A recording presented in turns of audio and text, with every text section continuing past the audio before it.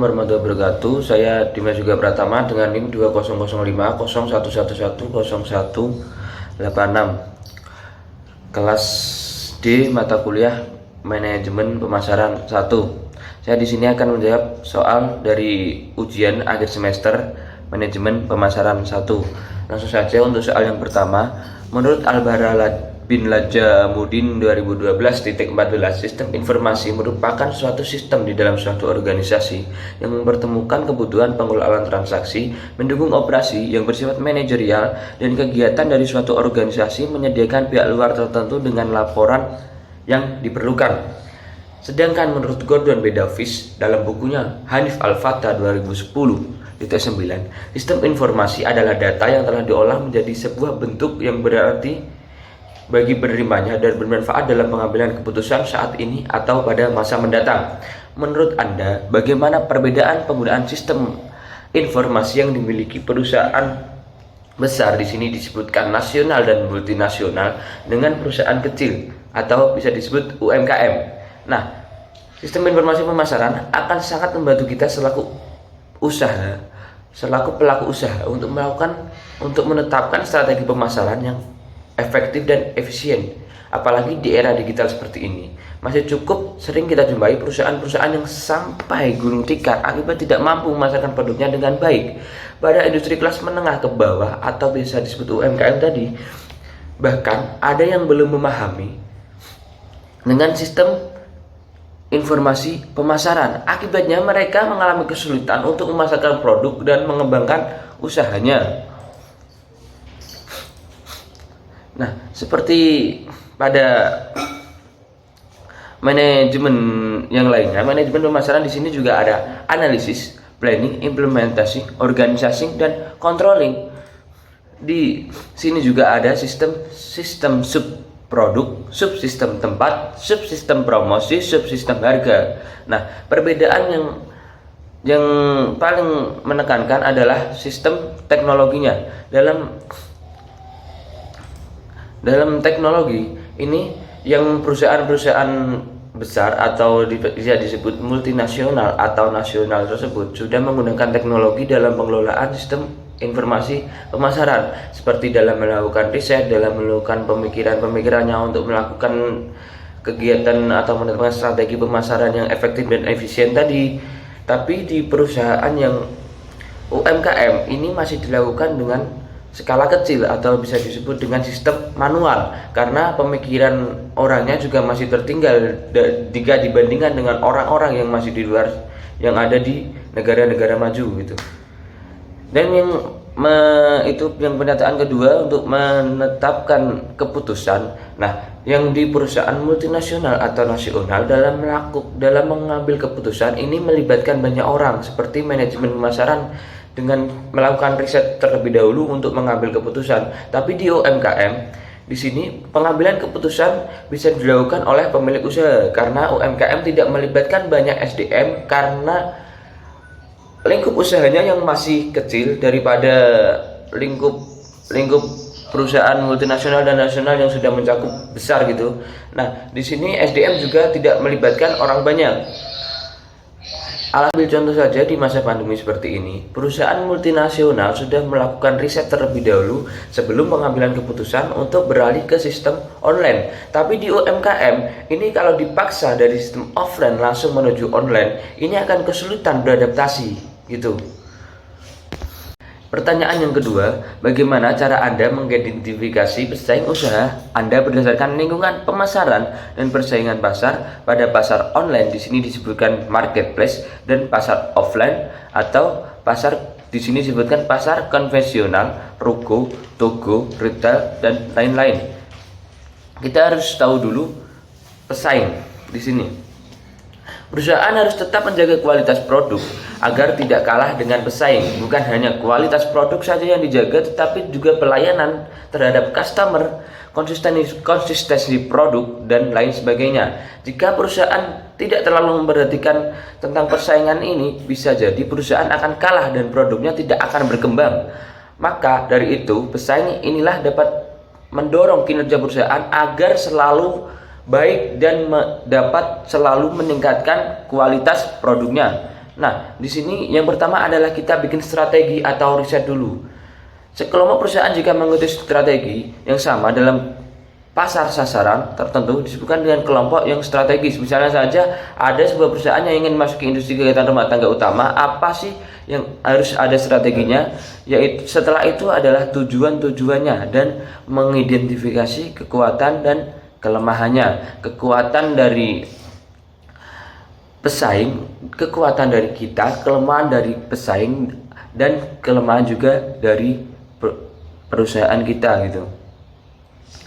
Kita yang pertama adalah bahas di dalam marketplace. Nah, di marketplace ini biasanya pesaing-pesaing itu ada di media-media online dan kita tidak dapat bertemu langsung dengannya. Gimana sih cara kita mengidentifikasinya? Mungkin bisa dilihat langsung di dalam tokonya itu gimana sih caranya mereka kok bisa langsung memasarkan produknya dan bisa mendapat banyak orang yang bisa,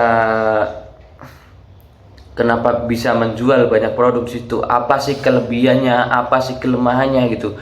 Kelemahannya bisa kita deteksi dengan di situ biasanya ada riset dari komen-komen dari pembeli di situ. Ada yang ngasih bintang, ada yang ngasih bintang 5, ada yang masih bintang 3 dengan memberikan komentar di situ. Saya ambil contoh studi kasusnya di sini, langsung jualan pulsa. Orang jualan pulsa yang di online dengan di offline biasanya lebih milih yang online karena kemudahan dalam bertransaksi. Nah, di pasar offline sendiri kita harus juga melakukan riset dahulu sebelum kita menentukan dan mengidentifikasi pesaing usaha kita. Kita ambil contoh di sini kopinan di Malang, karena banyaknya kopinan yang bersifat biasa saja. Ada salah satu kopi yang dalam strategi pemasarannya itu mereka cuma menempatkan layar monitor. Di situ cuma ada layar monitor dan di situ menampilkan nonton bareng. Dan di situ pengunjungnya juga sangat banyak dan strateginya di situ mereka menjual tiket kepada penonton dengan harga tertentu dan itu sudah mendapatkan untung yang luar biasa jika dibandingkan dengan kopi-kopi yang ada di Malang yang bersifat biasa saja di situ. Selanjutnya, untuk mengidentifikasi pesaing usaha kita adalah biasanya produk yang kita pasarkan dengan produk yang dipasarkan oleh pesaing usaha kita itu hampir sama atau ada mirip-miripnya gitu. Nah, bagaimana sih kita bisa bersaing dengan mereka? Nah, di sini kalau kita di pasar online, mungkin apa yang dilakukan oleh Shopee itu bisa menjadi acuan kita, bisa menjadi contoh. Shopee banyak-banyakin diskon dan banyak-banyakin gratis ongkir, itu bisa menarik banyak pembeli untuk masuk ke Shopee daripada ke marketplace lainnya. Nah, itu bisa kita lakukan kalau kita berjuang di pasar online. Kita banyakin diskon untuk menarik pelanggan tersebut dan kita itu cari nama dulu di pelanggan kita tersebut. Karena kalau kita sudah punya nama, kita berjualan itu lebih mudah daripada perusahaan yang belum punya nama. Nah, untuk yang kedua adalah pasar offline. Kita bertemu langsung dengan para customernya dan kita bertemu langsung dengan para pesaingnya. Kita bisa mengambil langsung riset kenapa kok perusahaan itu bisa semaju itu. Di situ pasti ada kelemahan dan ada kekuatan dari pesaing kita. Nah, biasanya kita ambil studi kasusnya itu gini. Ya, langsung saja kan kita dalam pasar offline kita bertemu langsung dengan para customer. Kita harus memberikan pelayanan terbaik kepada customer. Customer harus bisa kembali kepada usaha kita, kepada toko kita. Kita berikan layanan terbaik, kita berikan produk yang terbaik, kita beri produk yang beda dengan pesaing lainnya. Kalau kita belum punya nama, kita dalam toko kita atau bisa disebut perusahaan baru, kita nggak usah banyak-banyakin untung, tapi gimana customer bisa selalu membeli ke produk kita, gimana customer kita selalu berikan pelayanan terbaik untuk mereka selalu berbelanja kepada kita gitu. Jadi untungnya tidak usah banyak-banyak, tapi gimana sih kita bisa menjual produk ini sebanyak-banyaknya meskipun tidak sebanyak untung dari usaha pesaing lainnya. Itu soal yang ketiga. Apakah yang membuat segmentasi pasar dalam rangkaian proses manajemen pemasaran itu sangat penting. Sejauh manakah kepentingan dari pembentukan segmentasi dan target pasar? Nah, menurut Kotler dan Armstrong 2008, segmentasi adalah membagi sebuah pasar menjadi kelompok-kelompok pembeli dengan keinginan, karakteristik atau perilaku yang berbeda. Sedangkan menurut Farrell dan Hartlin pada 2011, segmentasi pasar adalah proses membagi keseluruhan pasar untuk produk tertentu atau kategori produk tertentu ke dalam segmen yang relatif homogen atau ke dalam satu kelompok. Nah, di sini segmentasi pasar itu sangat penting dilakukan karena dalam keinginan untuk membeli atau karakteristik pembeli itu sangat berbeda-beda. Nah, kita ambil contoh langsung, kita ke pasar sayuran. Mereka menghomogenkan itu sayuran. Jadi orang yang datang ke situ pasti akan membeli sayuran, tidak akan membeli buah atau baju di situ atau membeli handphone di situ gitu. Di situ akan memudahkan minat pembeli untuk langsung datang ke toko tersebut. Studi kasus lainnya adalah toko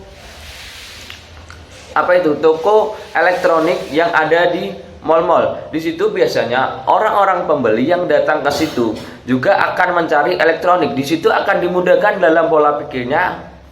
Dalam pola pikir pembeli, mereka datang ke situ untuk membeli barang-barang tersebut. Contoh lainnya adalah yang kita bisa ambil contoh adalah swalayan. Di situ biasanya kalau di sini adalah sardo. Kalau kita pergi ke sardo, biasanya di situ adalah kita yang barang yang kita cari adalah barang-barang untuk kebutuhan rumah tangga dan barang-barang untuk kebutuhan kita pribadi seperti baju, tapi dengan harga yang relatif murah daripada toko-toko lainnya. Nah, di situ akan memberikan dampak kepada pola pikir pembeli untuk datang ke situ dengan kesukaan, maksudnya dengan mood pembeli yang lebih baik daripada mereka harus dengan memilih barang-barang tapi yang masih bersifat heterogen gitu, masih kebingungan. Kalau homogen, pembeli itu akan dimudahkan untuk mencari-cari barang atau sebelum membeli barang itu akan dimudahkan gitu. Itu pentingnya, menurut saya pentingnya segmentasi dan target pasar. Di situ juga toko-toko tersebut juga sudah mempunyai target-target pasar. Target pasar sendiri kita bisa ambil contoh adalah pada barang-barang elektronik, mereka akan mengambil pasar. Contohnya dari, kita langsung sebut saja merek HP Oppo. Mereka akan mengambil pasar orang-orang yang suka berfoto. Berbeda dengan merek HP Xiaomi, mereka akan mencari target pasar orang-orang yang mementingkan mesin daripada kamera atau desain. Nah, berbeda lagi dengan HP Vivo, mereka akan menargetkan orang yang menyukai kamera dan desain HP yang bagus. Mungkin itu pentingnya segmentasi dan target pasar dari sebuah manajemen pemasaran. Yang keempat, Bayu Prakoso adalah salah satu mahasiswa tingkat akhir dan kesibukannya selain mengerjakan skripsi serta revisi, dia juga memiliki kedai makanan di rumahnya. Kedai didirikan oleh ayahnya dan dibangun sekitar 1 bulan yang lalu. Bayu merasa dia mampu untuk memasarkan dan membuat penjualan di kedai makanan ini akan meningkat. Namun Bayu Prakoso masih bingung langkah awal apa yang harus dilakukan dalam memasarkan produknya. Menu yang ditawarkan juga masih terbilang sederhana, hanya berbasis ayam. Namun Bayu yakin ini akan laris manis karena menu ini dibuat langsung oleh ibunya dengan resep yang turun-menurun. Makanan ini sering dihidangkan pada saat hari raya, lebaran, dan tahun baru karena pada hari itu semua keluarga Bayu berkumpul dan menunggu masakan ibunya ini. Keinginan Bayu ini semakin diperkuat karena keluarga Bayu memiliki kandang ayam sendiri yang jumlahnya ayamnya ada puluhan. Oleh karena itu terkadang ibu Bayu menjual ayam-ayam tersebut pada tetangga. Ayam-ayam yang diternak oleh Bayu terjamin kualitas dagingnya karena ayah dan ibu Bayu selalu rutin memberi makan, minuman, dan vitamin pada ayam-ayam tersebut. Latar belakang inilah yang membuat Bayu untuk menjual masakan ibu berbasis ayam yang dijamin kelezatannya ini. Pertanyaan yang pertama dalam studi kasus ini adalah, langkah pertama apa yang Anda lakukan dalam memasarkan produk kedai Bayu? Karena di sini produknya masih yang sudah bersifat homogen atau bersifat ayam saja, mungkin kita harus mencari target pasar dari kedai Bayu ini tersebut. Gimana cara memasarkan, ke siapa kita memasarkan ini gitu. Kalau kita dilihat dari segi harga, ini mungkin yang cocok adalah untuk orang-orang yang ada di kalangan seperti wisatawan yang datang ke, kalau ini tempatnya di mana dulu ya. Kalau mungkin contohnya kita bertempat di Malang, kita bisa melakukan target pasar kepada orang-orang yang ada di perumahan, yang ada di wisatawan, itu seperti yang orang-orang yang butuh seperti pernikahan, ada kondangan gitu. Karena dilihat dari segi harganya, ini ayam bakarnya itu paling murah ada di harga 25.000. Jadi target pasar yang cocok untuk siapa sih harga segini gitu. Jadi kita harus mempunyai target pasar terlebih dahulu dan bagaimana cara memasarkan produk terlebih dahulu gitu. Kita ambil contoh lagi, saya pernah mengunjungi itu ayam Pak D di Surabaya. Itu meskipun usahanya sudah besar, dalam memasarkan produknya itu selalu memberi diskon-diskon kepada pelanggannya. Jadi kita langsung saja itu memberi memberi diskon dengan memberitahukan, dengan menyebar pamflet-pamflet ke rumah-rumah, langsung dengan menerjunkan orang-orang ke rumah-rumah untuk kalau ada diskon itu biasanya dikasih tahu gitu, pelanggannya dikasih tahu. Jadi itu akan pelanggannya itu dikira itu bisa diberi feedback dari ayam bakarnya gitu, bisa diberi pengertian, bisa dihargai gitu. Maksudnya sampai diskon aja kok sampai dikasih tahu dan datang ke rumahnya gitu. Dan mungkin itu akan memberikan pemikiran pembeli untuk bisa datang langsung dan memikirkan langsung kenapa kok bisa seperti ini. Yang kedua adalah bagaimana cara menentukan segmen dan target pasar agar konsumen yang kedai Bayu sesuai sasaran. Nah, yang pertama adalah harga. Harga yang cocok untuk segmen dan target pasar dari kedai Bayu ini yang mana gitu. Karena yang pertama menurut saya adalah harga. Karena jika kita seorang mahasiswa sendiri, satu kali makan dengan harga 25.000 ini tidak akan cocok untuk kantong kita, kecuali ada orang-orang yang wow banget, maksudnya yang sultan banget gitu, yang satu makannya bisa 50.000, 20.000 itu. Tapi mayoritas mahasiswa akan memilih menu yang harganya relatif murah daripada harga yang relatif mahal gitu. Dan segmentasi pasar yang cocok untuk kedai Bayu ini adalah orang-orang yang sudah berumah tangga atau orang-orang yang berwisatawan ke tempat